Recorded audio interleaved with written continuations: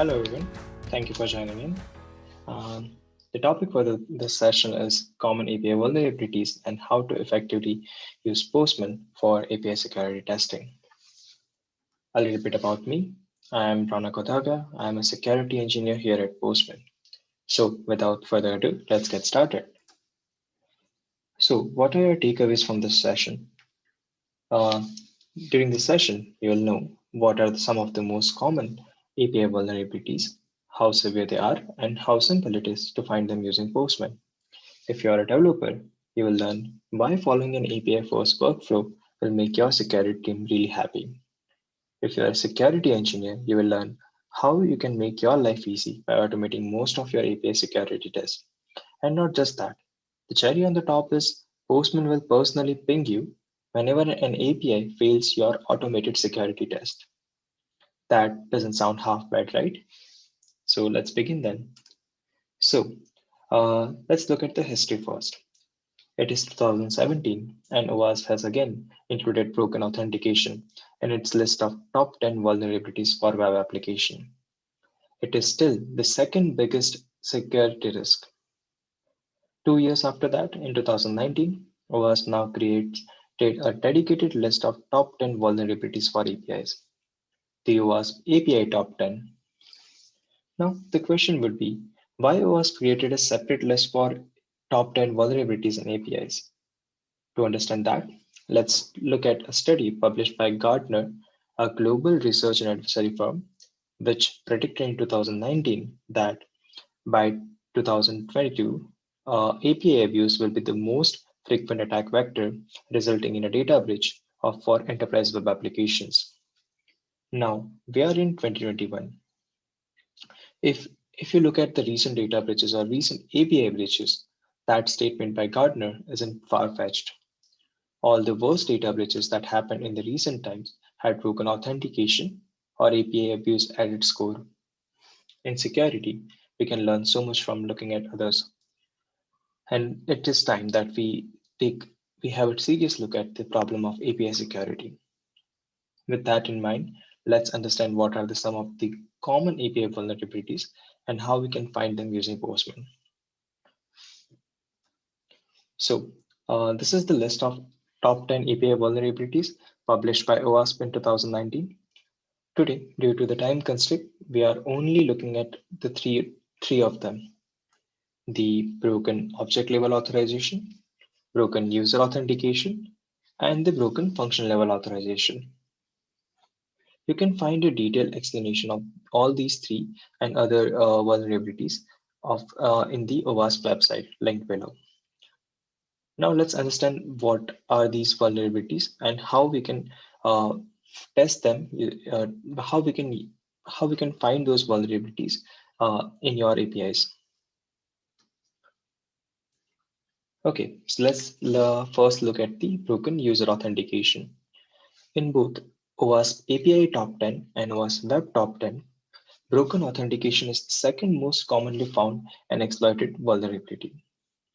Broken user authentication represents a set of vulnerabilities that allow an attacker to assume another user's identity and take over their account. An attacker can exploit this vulnerability to read a victim's personal data and perform sensitive actions on their behalf. Broadly, broken authentication refers to a weakness in session management or credential management. Let's look at an example of this vulnerability.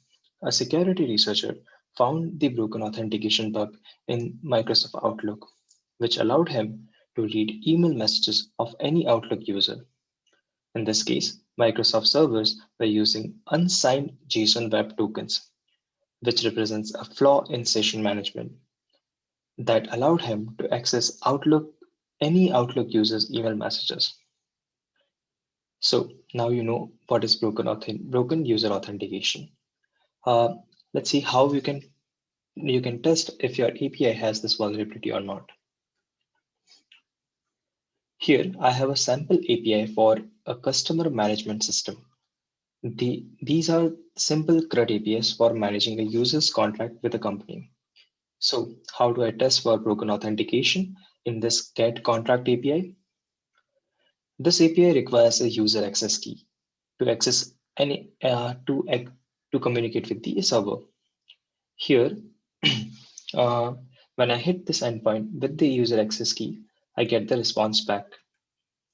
But what happened if I uncheck the x-access key and send the request again? I still get the response back. What that means is this API is not validating the access token or use the user access key and giving the response anyway. So this is a classic example of broken user authentication. Another example could be an API that failed to invalidate user session when a user access key is revoked. Here we are sending this request with an expired user access key, and yet when we send this request, we get the data back. That means that the server still allows the expired access token, which is again a broken user authentication vulnerability. Let's next look at the broken object level authorization.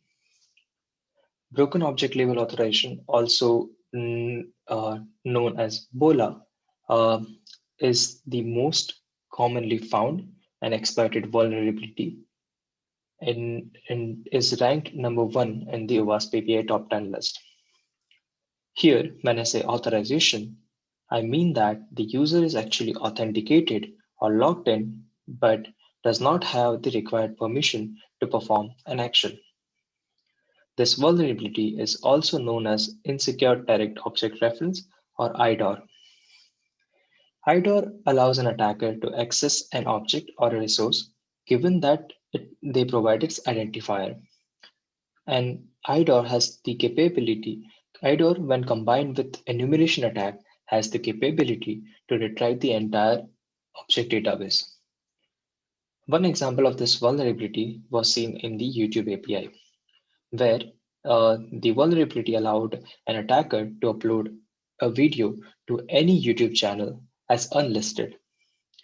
All an attacker needed to exploit this vulnerability is the ID of the victim's YouTube channel, and they can upload the video of their choosing to their user account or their channel. So, how do we test broken object level authorization in our APIs? Uh, in our customer management API, we have this get API, which needs an identifier, which is file001 to get the contract. So in this case, the file001 is the user's this user's contract ID, contract file ID. When I make this request using the user access key, it returns the data. Now, what happens if we replace the file001 contract ID to the next one, the 002? Can we get the data back? Then when we send this data and it works, we see use the same user access key and retrieved another user's contract file, file002. That means that this API also has the broken object level authorization or insecure direct object reference IDOR vulnerability. And the last one we'll look at is the broken function level authorization. In a web application, um,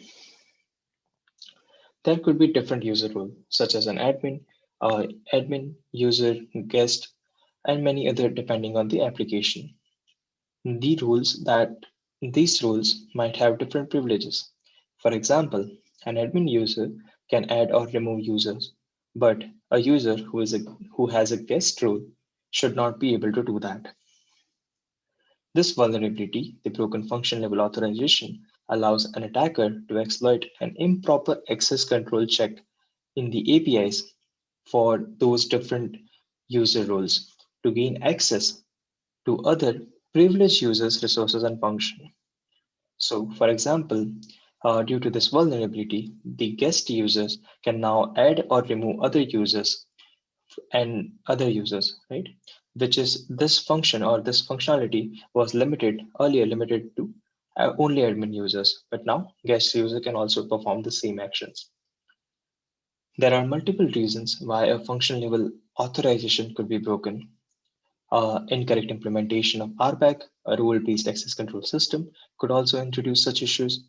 APIs, which are relying on client or the UI to do the permission check for different user roles, also introduces such vulnerabilities because in the end, the APIs are still vulnerable.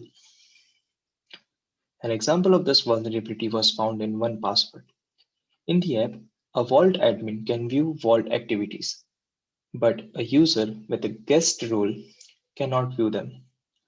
So when the API call, which was meant to be called by admins, was invoked via a guest user, it shouldn't return the vault activity. Yet, due to this vulnerability, the guest user were able to see the vault activities. So now you know what is a broken function level authorization. How do we test that? Coming back to our customer management APIs, in our collection, we have a set of APIs for users with admin role to provide support to customers.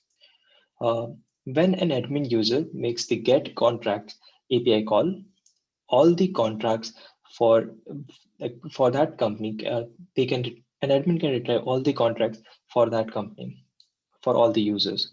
Now, looking at this API, this is not something that a normal user or customer should be able to do.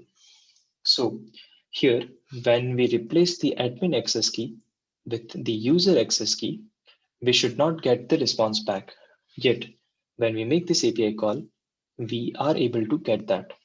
So that means that this API or the admin API here is vulnerable to broken function level authorization. Now, up until now, we have been testing this APIs. We are making this API request and we are manually making this API request, and based on the API response, we are inferring that the API is vulnerable to API is vulnerable or not. So here in this collection we had very few APIs, but in an organization the API collection could be huge, and there could be many such collection with a different set of APIs. Testing all those APIs manually would require a lot of time and effort. And every time there's a change in the API, the security team would have to test all of those APIs again and again. So how can we solve this problem? Or in other words, how can we automate these tests that we perform manually? So introducing Postman monitors. What we have tested up till now and more can be automated using Postman monitors. The monitor will execute your APIs present in a collection on demand or at a scheduled intervals. So the next time your dev team lets deploy changes in any number of APIs, you don't have to run all your tests manually. You can simply run the monitor on demand, and it will test all of your APIs, and it will test all your APIs for your security test for you. Let's say if your organization have a fixed deployment schedule at 10 a.m. every Monday morning, what you can do is you can configure your monitor to also run at 10:30 a.m. every Monday morning. So uh, whenever the deployment is done, the monitor will run and test all of your APIs for all the vulnerabilities. And that way, you can make sure that all your APIs going to production are well tested. So how do we write these tests in using monitors? How do we automate these tests using monitors? So simply head over to your Postman collection and select an API that you want to add test for. In this case, I want to add test for my get contract API. Here I can select the test option from the requester window. These tests are a JavaScript code that will be executed once the API is successfully invoked and the response is received. So here I can add a simple test like this, which tests for the API response code. Here, I have named the test as a broken authentication test. Here, when I'm making a request without an access token or an expired access token, I want to check for whether the API response is 401 unauthorized or not.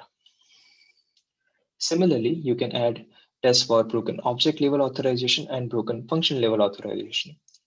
In those cases, the response API response should be 403 forbidden.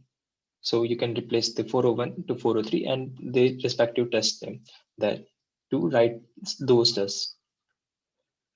Once you have added all such tests in all of your APIs, we can create a monitor on top of this collection. To create a monitor, simply click on the three dots that you see on the collection and select the option Monitor Collection. Here, it will open up a new tab to configure your monitor. Here, we named our monitor to monitor security test for customer management APIs, so that the next time we visit this monitor, we know that this monitor actually tests for the this monitor performs the security test. If you are using any environment with your collection, make sure you add that here as well. Our collection is by default added because we are creating this monitor from that collection. Next, you need to configure is the monitor run frequency. You can configure your monitor to run as often as you would like, and it will automatically run your collection at the given time. Here, I have configured it to run every day at 10 a.m. just to be sure. And that's it. You can click the create monitor button at the screen below, and then uh, your monitor is ready and it will run every day at 10 a.m. In the monitor tab, you can see the monitor run results. If all the API pass the test, or rather your security test, your monitor would be green and will say healthy on the top. And in the run result, you can see all the APIs that the monitor invoked, the response, and the test results. So here, as you can see, our test for broken authentication has passed. What that means is the API the GET contract API does not have a broken authentication vulnerability at this moment. If any API failed your security test, the monitor would turn red and will say unhealthy at the top. You can find out all the tests that are failed in the test result and debug from there to understand why the test failed and what was the so in this case the test, let's say the API return 200 in place of 401, it would say that the reason for that test failure as well. Now, at the beginning of this talk, I promised that Postman will personally ping you whenever an API fails your security test. So in this case, let's say your API, the test that we have written for broken authentication fails. In that case, you will receive an email notification. Now, you can configure these email notification. You can add more people and remove people via simply going to the edit monitor page. To do that, simply click on the three dot on the monitor tab, click on edit, and there you have it, the monitor edit page.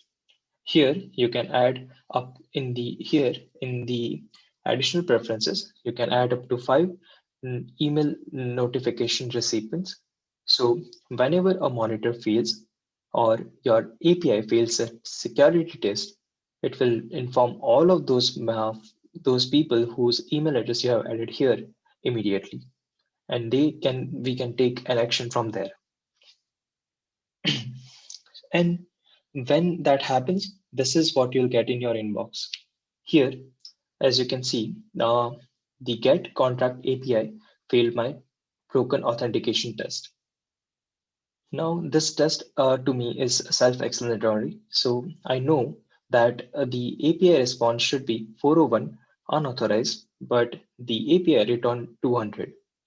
That is clear indication that this this API now has the broken authentication vulnerability. Something or someone changed something in the API, and now it became it became vulnerable to this attack. And now I can read more detail about this failed test by clicking into the view details button. But this is not the email notification are not just limited to the monitor failure notification are not limited to email notifications. You can also set up a Slack or a few other integration, few other application, and whenever a monitor fails, you'll get the notification there if email is not really your thing. And that's about it. So in this short session, we discussed about the OWASP, three of the OWASP API top 10 vulnerabilities. We talked about how you can find those three vulnerabilities inside your APIs in your API using Postman, and how you can use Postman for automating your API security tests. Now, I know we have covered very basic test for very basic test in automation, but there are many other tests that you can do inside Postman. You can find all such cases, such test example in the public Postman security workspace. And yeah, that's it. Thank you everyone for listening to me. Have a great day ahead.